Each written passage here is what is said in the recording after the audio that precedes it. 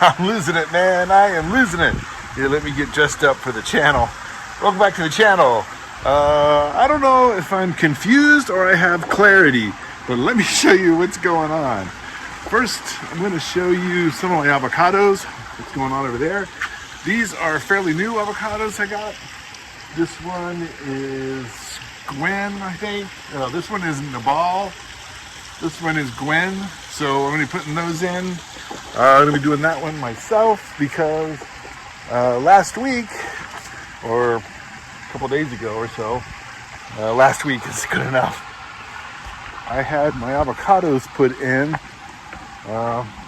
So I had some guys come up here. If you haven't seen my planting approach, is I build planters. I live on a fairly steep slope behind the pool. So this is my growing region. This is both the avocado orchard and the vineyard and the everything else I got up here. So anyway, so we got these put in. These are my avocados. You can see this is my reed. Let's go up and take a little bit better look at it.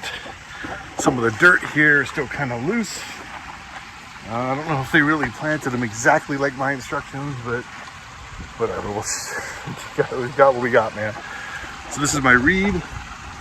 My reed looks pretty good, but the thing is, it dropped all its fruit. It was all real small during the planting. I don't know, whatever happened. So this is my reed. So one thing is, I think they built my planters a little smaller than what I wanted, a little too semicircular. I wanted to blend them into my hill a little bit more. So I think I'm gonna pull some of this out. You can see I made a little bit of retaining wall here, blend it over a little bit. This is my surprise. Surprise looks pretty good. You can see I still got avocados on here. Good look. Probably got about 10 or so. This one is looking pretty good. It's looking pretty good. But again here, my planter, I think I'm gonna widen it out a little bit to give it a little more root room. Before I show you my last avocado, let me show you something I'm doing with the grapevines. So I'm doing head pruning. So this is one of my grapevines. I think it's a Zen. It might be Merlot, but I think it's Zen. I definitely have a Zen over there. So I'm doing head pruning, and then I did sort of the goblet style where I grow it out a ways, different directions, and then I tie it up at the top. So I think I'm going to put some more vines in like that. Before I get over to the avocado, I'm going to show you again. I think the big plan is I'm going to line my back of the hill. I'm going to line it with grapes. So I'm going to do cordon over there. I promise I'm getting to the other avocado a bit. So I've got, so I know this video is a bit of a mess, but I've got, you can see down here, this was from a Syrah vine that I had, but I decided I wanted to take out, and I put in some small olive trees from Frantoio, Apiquina, a couple others. But the thing is, I didn't get the whole vine out, so it started coming back up. And this year it came back up, and I thought, you know what? We don't know what we're doing yet, so let's just go ahead and grow it out. So I actually made a little cordon, twin cordon set up for that. So that's Syrah. So I think I'm gonna, I don't know. I'm thinking about maybe growing some vines in front of these planters in addition to up along my hill. And I'll get back to that in a second too. Here's another mess I have. I gotta figure out what I'm gonna do with. Another vine came up. I think this one's Merlot next to one of my olive trees again.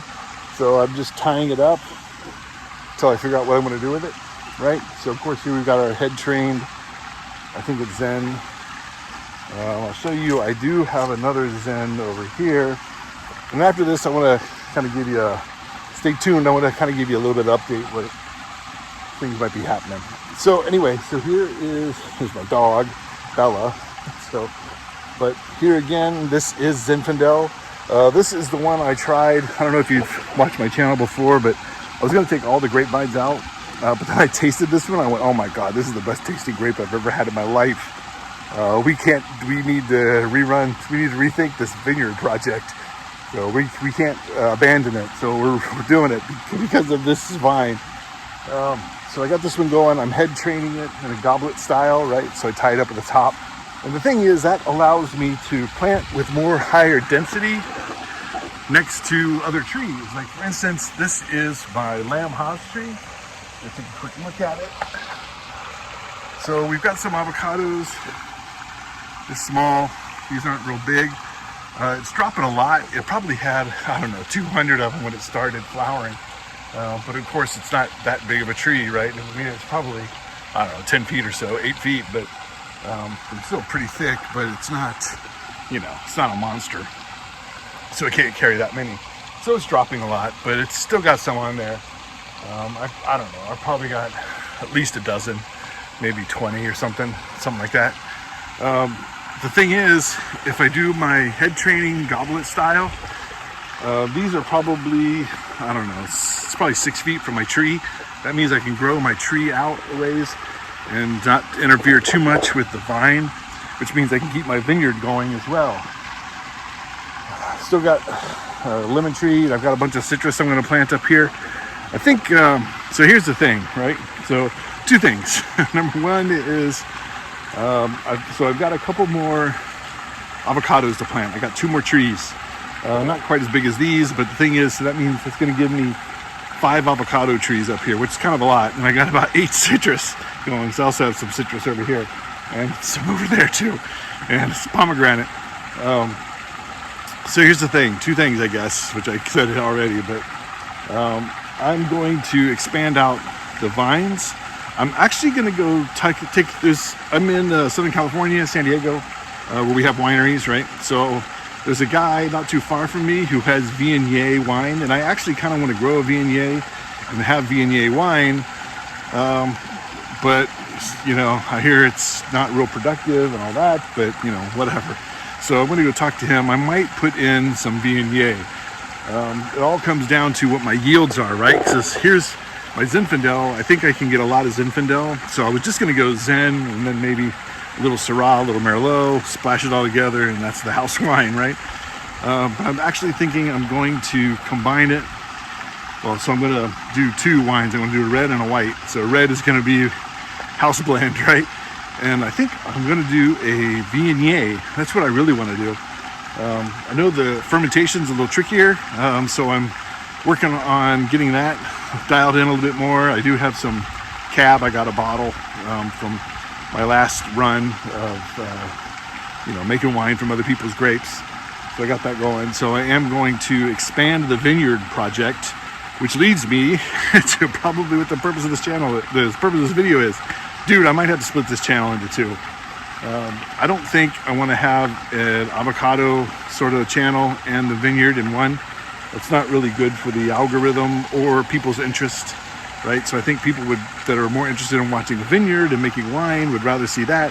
And, you know, people who are more interested in different varieties of avocados would probably want to watch the avocado channel, but not necessarily the vineyard. So anyway, if you have any comments about that, leave it down below.